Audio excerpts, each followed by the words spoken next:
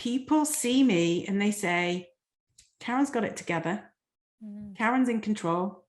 Karen's organized. It's no big deal, because I never showed anybody that I could be any other way. And we had this aha, like, wow, I didn't know you had this too. And I didn't know you had this too. I wonder if there's other women that have this, and we should talk about it. Hello, Business of Happiness Hive. Today we are talking to Dr. Laura Schwindt and Dr. Karen Tindall, both dentists turned life coaches, and they have incredible stories to share. Very different stories, but very similar in so many respects. And I think something that so many of you as my listeners will be able to relate to. In this episode, we talk about burnout and why so many driven, high-achieving women hit that burnout wall and what there is that we can do about it. And also identity. When your identity is wrapped up in who you are and what you do and in your profession, and how we can step outside of that. And what does that mean when we do step outside of that? So this episode is fascinating. I know you're going to love these two women. They've created this awesome platform that I'm going to introduce to you in this episode called The Mint Door. Please welcome these two incredible women onto the podcast, and please pay attention as you're listening to this episode to find out how you can take advantage of these incredible opportunities behind the Mint Door. Hello, and welcome to the Business of Happiness podcast. I'm your host, Dr. Tarryn MacCarthy, and today is going to be a great day because we have two incredible women with us here today. I have been dying to introduce to you. They have some exciting projects on the horizon, and I just know such good is going to come from this. So join me today in welcoming Dr. Laura Schwindt and Dr. Karen Tindall. Welcome. Hey. Hey, thank you so much for having us. It's so nice to be here and be happy. I am so excited to find out more about both of you and to learn a little bit about you as two fellow colleagues in the dentistry world and also in the personal development world. I'm just eager to learn more about your journeys to this point. So Laura, why don't you start out and just tell us a little bit about where you started in the dental world and where you are now? Oh, wonderful. Thank you so much. And gosh, where I started, I guess, dental school, right? We all started there, and worked as an associate dentist for many years while my husband was training, and finally settled into a small town in northern Minnesota where I decided to branch out and open my very own startup practice. And so that's what I did. It was a small boutique practice. I wanted it to be manageable because I had 3 small children at the time. And I wanted it to be a family-oriented type place where the patients, the team just felt at home. And it became popular and we grew. And so as we grew, I started to kind of fall away from my core values, and I added more team members. I added more equipment, and suddenly I was working 5 days a week and frazzled and headed into burnout, a complete burnout. At which point I discovered a life coach who I give credit with saving my life, because my body was falling apart. My mental health was falling apart. And my husband, I remember the fight. He said, something's got to change.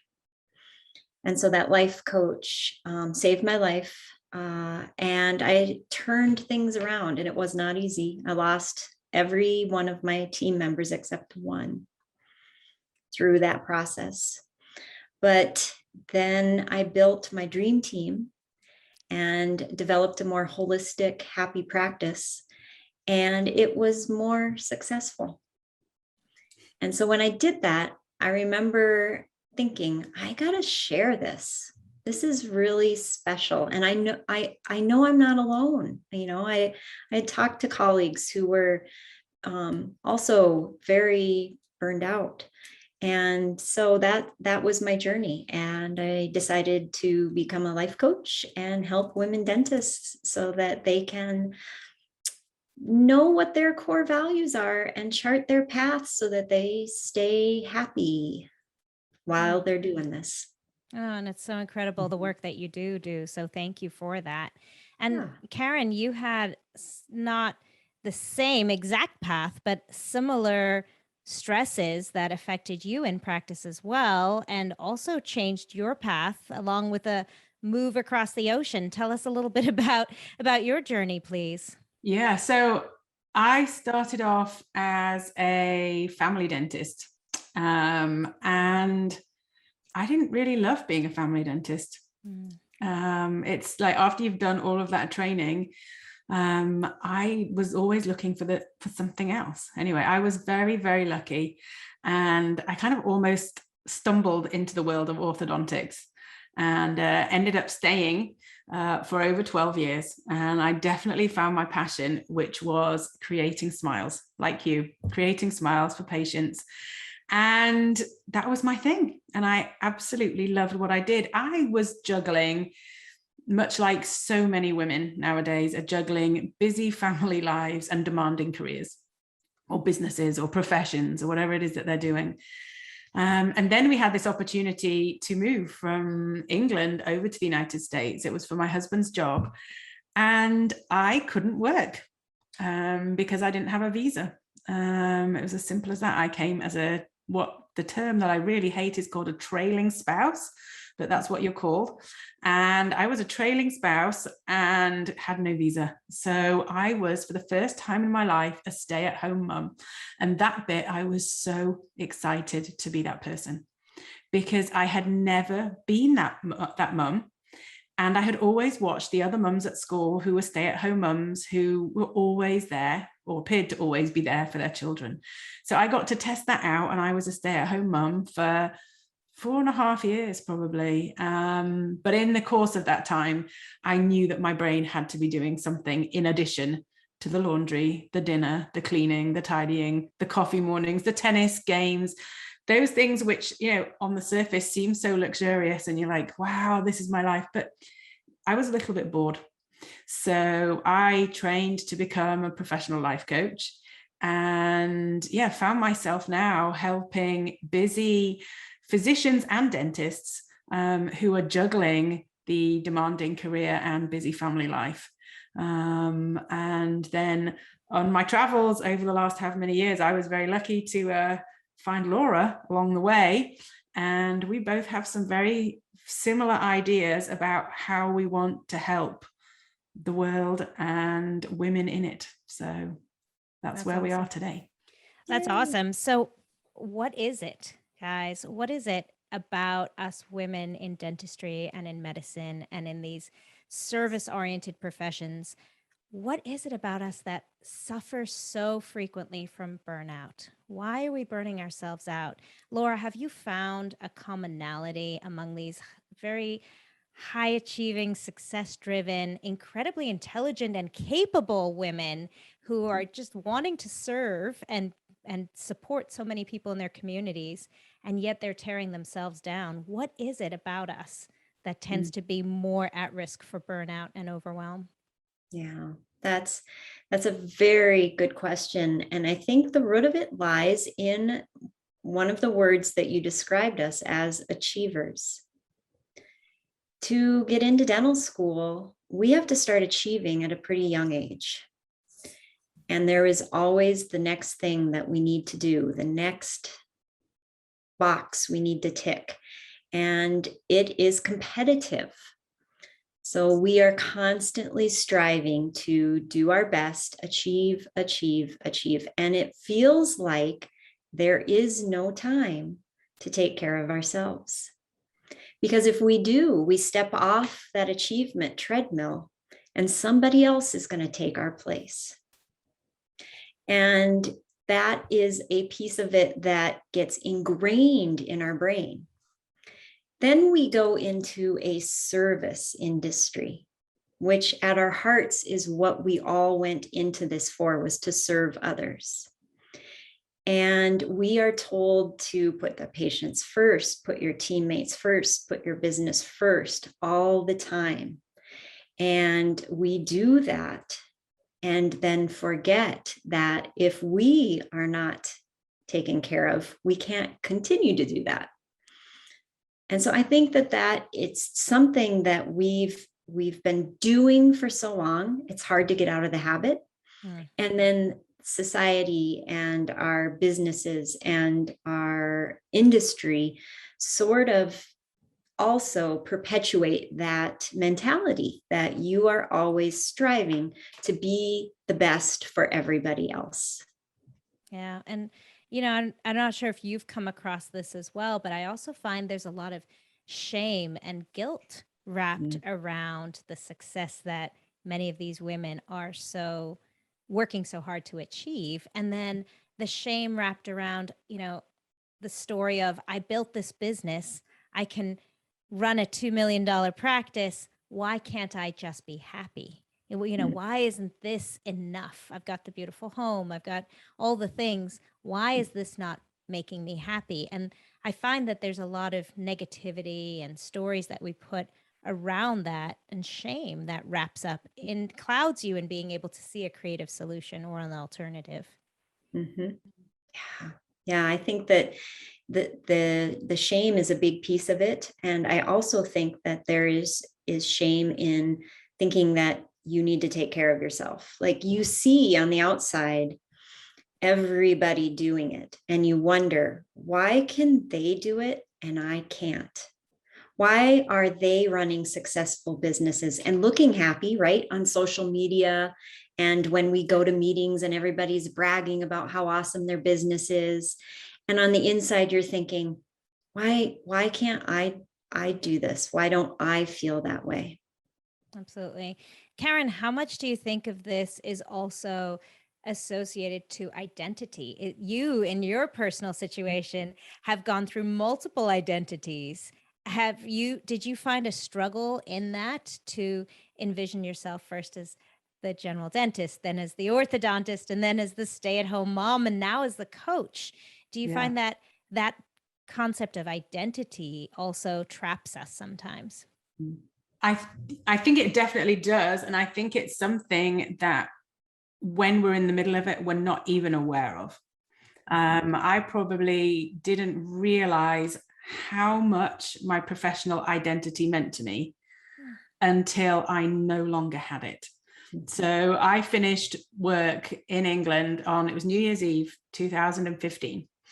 And I put down my ortho instruments that day for the very last time. And I walked out of a place that I had been at for over 12 years. These people mattered to me. The place mattered to me. These guys were my family. And I left. And the next morning I woke up and life felt strange.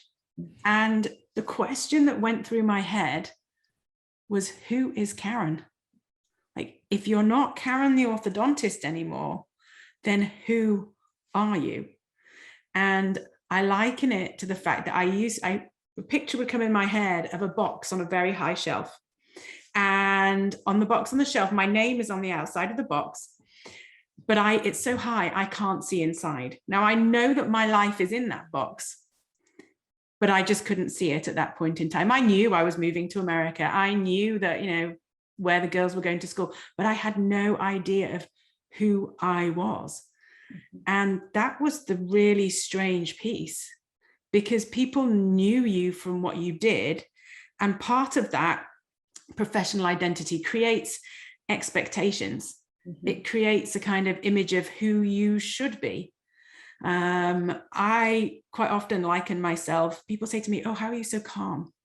And I quite often say, I'm a bit like a swan, that on the top, I'm gliding along on the surface of the water.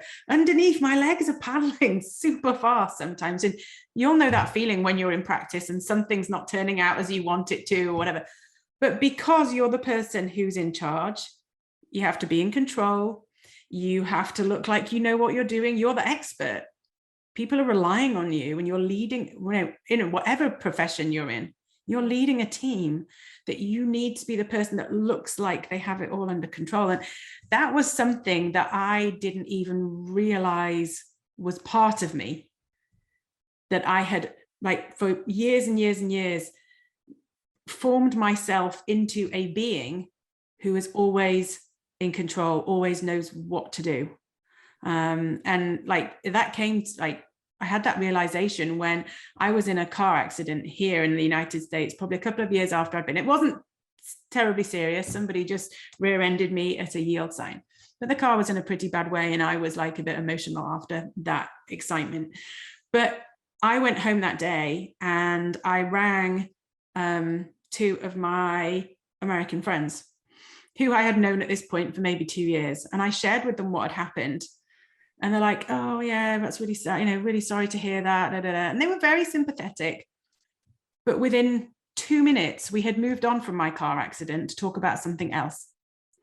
And it was only through working with a coach myself that I worked out that people see me and they say, Karen's got it together. Karen's in control. Karen's organized.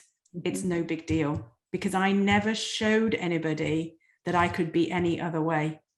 So it's something that I've had to kind of unlearn a little bit and be a little bit more vulnerable with people. I think that that's such a fascinating story. Thank you so much for sharing it with us, because I think so many of us can relate, especially as moms or daughters or sisters in family units where we're picking up everyone else's pieces. Yeah. And we're taking on the responsibilities. When the office manager's out, we're there doing her job. When the assistant's out, we're there doing her job. When, stepping in constantly and just making it look like we've got everything under control. And the other thing that struck me when you were speaking is how much of that we're hiding from ourselves, as you were implying there in your story, is we're not even aware of it ourselves. It's huge. Yeah. So one of the things that you have now, the two of you have done, is come together and create this great collaboration. And I'd love for you to tell our audience a little bit about it, and also the service of it and the purpose of it, the mission of it, because it speaks to all of these stories that I think so many people are identifying. I can just see women right now listening to this podcast saying, oh my gosh, that's me. That's me. And so this great resource that you've created, tell us a little bit about it, please. If you're listening to this podcast, chances are you didn't get into business to be miserable. The problem is that people feel that if their business gets busier, if they start becoming more successful, that happiness will eventually set in. But it can actually get worse. This is why I created the Business of Happiness Prosperity Coaching. In this one-on-one coaching, we look at how to redefine success on your terms and re-find the joy and the passion in your dream. Visit me at thebizofhappiness.com and become the happiest business owner you know. Well, Laura, we're all so excited about this idea that we take it in turns of who's going to share first. Okay. So I'm going to let Laura go first on today. Is it okay if I share the spark that started the process of this? Absolutely. I think you have to. It started, and much like a conversation like we're having right now, of 3 women dentists coming together over dinner. And we began talking about how we all experienced stomach issues when we practice.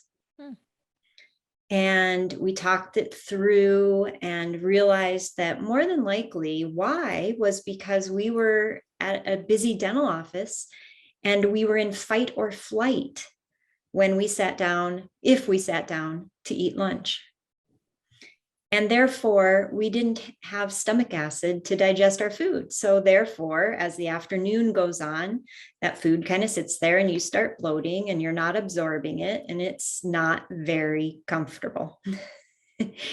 And we had this aha, like, wow, I didn't know you had this too. And I didn't know you had this too. I wonder if there's other women that have this, and we should talk about it. And that was the birth of the Mint Door, where we decided that we wanted to form a private membership club for women dentists, where they could get together and have real conversation, just like this. Just like Karen may be talking about her car accident. Just like celebrating wins or bringing challenges, but somewhere where you can go, a place you can always go, feel at home. And that is the main focus of the Mint Door. But there's more to it than that. So I don't want to talk all the time. I'm going to let Karen jump in and talk more about it. Yeah, thank you, Laura.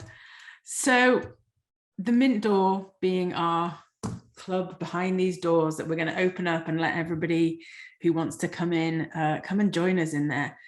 It's going to be the home for our 3-month group coaching program. So both Laura and I are professional life coaches, and we will house our group coaching program in there. Not only that, there are going to be panel discussions. There are going to be webisodes by some of the dental industry's brightest shining lights who have got amazing things to share. They are not going to be talking about business and about the latest product to hit the market that can help you do a super nice composite. That's not what this is about. They are going to be talking about things that can help women. So there's going to be webisodes. We are going to do, and this is what I'm quite excited about, an unbook club, because who has time to read a book for a book club? It puts pressure on you. You probably fail because you don't read it. You then don't go to the club because you feel bad that you didn't read the book. So we are going to read the books for you, and we'll share them in our unbook club. There will be all sorts of interactive things, and new things are coming to light every day of things that we will be sharing behind the Mint Door. So this is going to be a place where we create community for women dentists who, I think it's difficult to create that community unless you have a business partner who is also, will listen to you and your insecurities and your fears, and you can be 100% vulnerable. But majority of women dentists do not have that, or women in life do not have that, where they can be super vulnerable at work. So this will be a space where there will be conversation, where there will be sharing. And that's what we're so excited about, is to create that, because that's something, and Laura and I were just talking about this before, that's something that I didn't even realize that I didn't have. Mm-hmm. And it was something that you craved, Laura, wasn't it? Yes. Yeah, as we meet and get together, I remember feeling just that craving of this sisterhood almost of people that you could just share your real vulnerabilities with. And the other piece of it is that I never knew all the wonderful people out there. And that's one of the things of the Mint Door, the collaboration, bringing light to the, like Karen said, the bright stars shining in our industry that many women, busy women dentists may not even know exist. I don't know how many people I've come across and thought, had I known you when I first started practicing, my life would be totally different. This is why I fell in love with both of you when I was talking to you a few weeks ago, is I had just spoken to a gentleman actually in the personal development world. And I was talking to him about the strengths of men and the strengths of women. And I said something to the effect of, women have the superpower of lifting each other up and supporting each other. And he said, wait a minute, that's not true. Women are the worst to each other. They tear each other down. And I thought, man, I don't know. I don't feel that way. And when he said that, I thought, well, I could see evidence of that all around, and I could see where he gets that perspective. And then I met the two of you. And I thought, yes, these women exist. There are, and speaking to what you just said, Laura, there are women in our industry who want to uplift and support and rise each other up and feel that together we can shine and support one another. And this just sounds like the most beautiful place to have that happen. Yes. Really cool. Really, really cool. I really do believe that we do have kind of a bad rap as far as tearing each other down. And it doesn't have to be that way. And I believe there are more women that want to build each other up. And that as that spreads, the rest of the women in the world will be like, yes, we can do this together.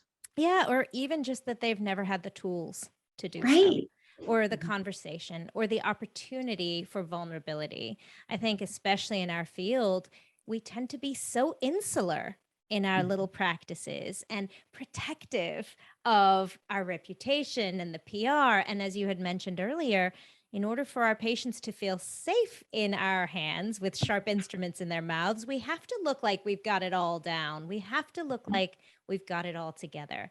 And so it really fosters this environment of, protection and putting up defenses. And when we do so, we miss out on that opportunity to learn from each other's stories and to feel unified. Yes. Yeah, that's great. What do you think is the greatest challenge in your situation for having women find you? What do you think is going to be the most difficult challenge for the Mint Door to be able to attract and bring women into this community? Because it's going to matter who's there. You're going to need community in order to establish community. Yeah. So what is your greatest challenge right now in this journey? If I can, that is a really interesting question Yes. that nobody's ever asked us. So that is a new one. I think for me, one of the greatest challenges is the dentists themselves, their own lack of awareness that this is something that they need. Because like we've just said, how many times they're in their practices, it's insular, they're working, they're busy, they're just they're keeping their heads above water, getting dragged along with a fast flowing river of life. And if you'd have asked me when I was in practice, even, just before I left, hey, Karen, do you need a community of women to, share with and be vulnerable with and talk with? I wasn't even like 6 years ago really aware of the term of what self-care means or, any of those things. I hadn't learned how to meditate. There were so many things because I was just surviving day to day. And I think that is where our challenge lies in, first of all, spreading the message that, hey, you lot, it's okay to get out of this fast flowing river every now and then, to be who you really are, and to share that with yourself to start off with. And once we can find those people and those people get that little idea in their head that, hey, it doesn't have to be this way. I exist out of this busy world that I'm in, then we will be winning. That's what I think. What about you, Laura? Yeah, I think the challenge is the busy women, like you said, and not even realizing that this is something that could propel not only just their own self-growth, but the growth of their relationships, the positive growth in their businesses, and communicating that so that becomes, because it's a soft thing that we are trying to develop here. It's not if you do this many crowns, you're going to increase your production by this much. And my crown technique will help you do that, right? It's not that. It's something soft that is hard to put a finger on. But once you feel this accelerated self-growth, there's no stopping you from what you can do. And I think we say this a lot, but going from just living to actually thriving and being happy, which, as you talk about, just being happy. I mean, there's nothing better. So what does happiness mean to you, Laura? That's a great question. Happiness to me means that I am bringing to the world the best version of myself every day. And that doesn't mean that there's not room for improvement. That every day I'm taking one tiny step more to become the best version of myself. And when I do that, everything else kind of falls into place. And I will add feeding alpacas. Imperative in happiness. I can do that every day. I love it. Karen, what does happiness mean to you? What is your definition of happiness? I think for me, my definition of happiness is something that I've learned having moved halfway across the world. That wherever you are in the world, as long as you have got people that you love with you, or they don't even have to be with you, you can be talking to them on FaceTime. You can have that communication in some way, some form of contact. I've now haven't seen my parents for over 2 years because of COVID. So, but my definition of happiness is that I have those people, and that you can put me anywhere in the world. You could put me on the other side of the world. You could put me in a jungle. You could put me wherever.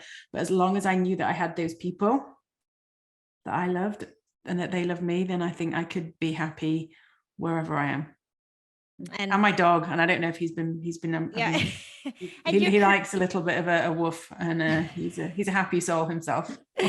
You're creating that beautiful community now in another form, which is really cool. Really, really cool.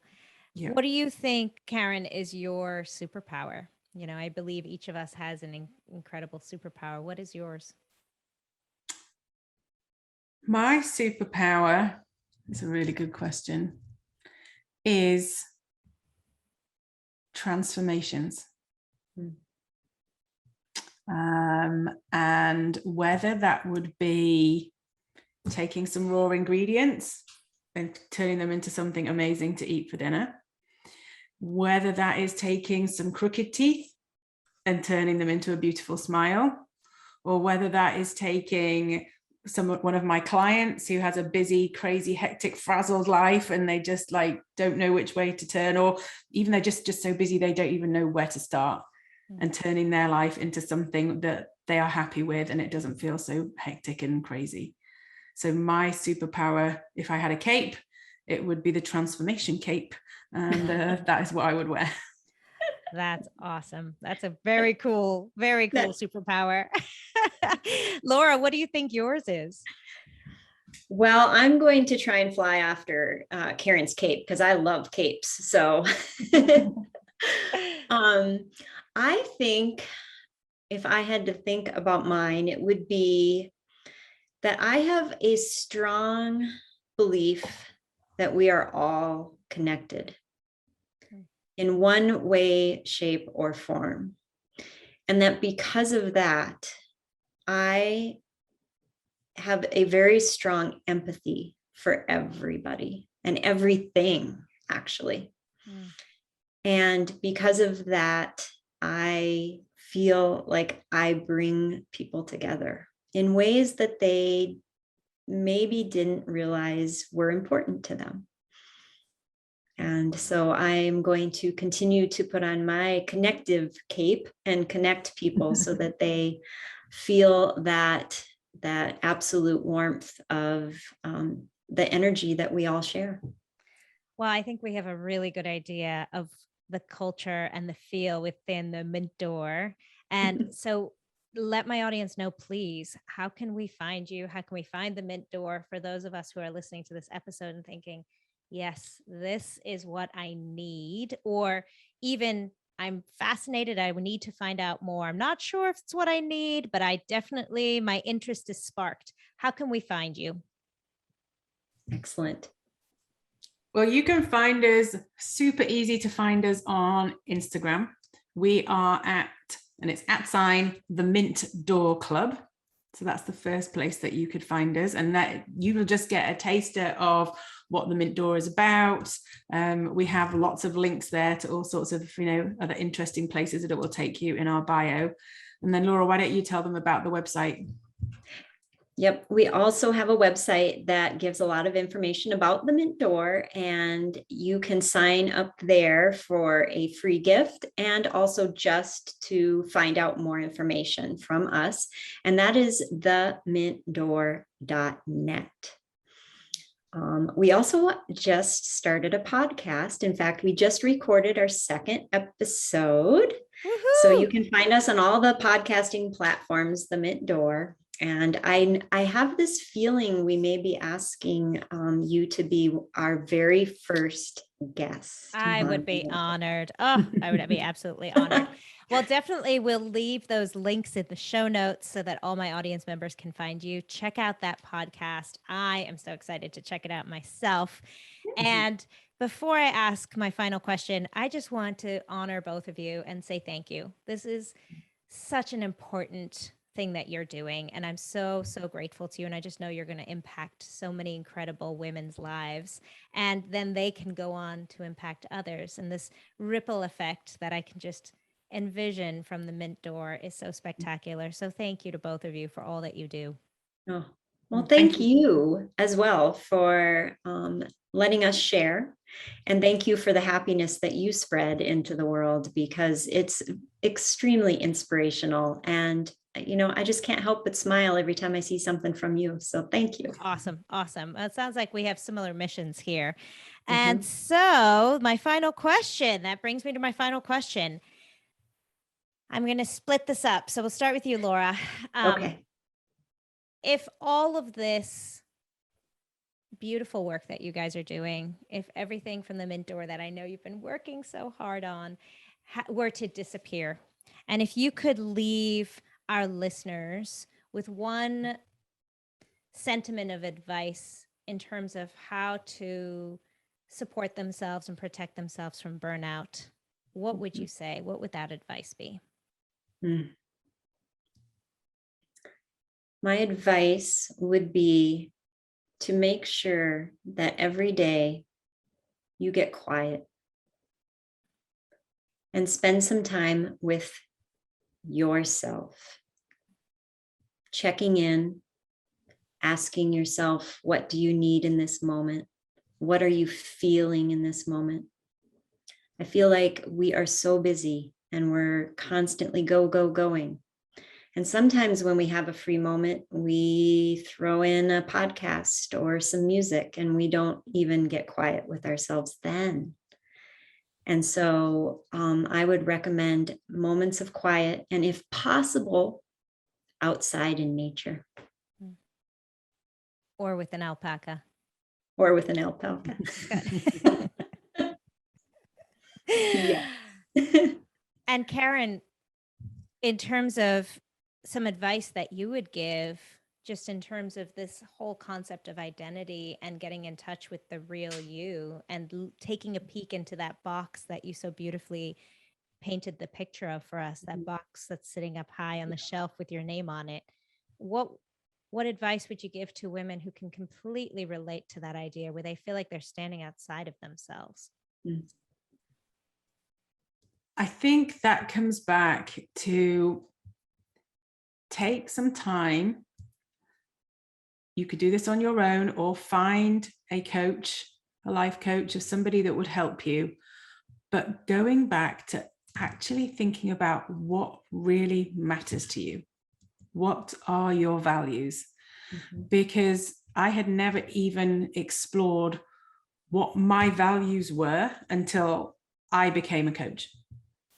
But I think, and we see it, Laura and I see it again and again and again, that once you know what is important to you, when you have decisions to make or challenges come, you can put those things through the filter of your values. Because when we don't uphold our values, that's when things don't turn out as we want. So if you know what they are, if that happens, you can go back to your list of values and say, what am I not upholding right now? Why isn't this turning out like I want it to? So I think being aware of what your values are is so critical, because then you can make decisions that will help you lead an authentic life going forwards. Beautiful, beautiful. Well, thank you again to both of you. And thank you for those beautiful words of advice and inspiration. And we are so excited to see what happens with the Mint door. Awesome. Yay. Thank you so much to all of you for listening to this episode today. Please, please check out these incredible women and check out the Mint door. And as always, remember that when you feel good, that's when you can do good. Bye-bye.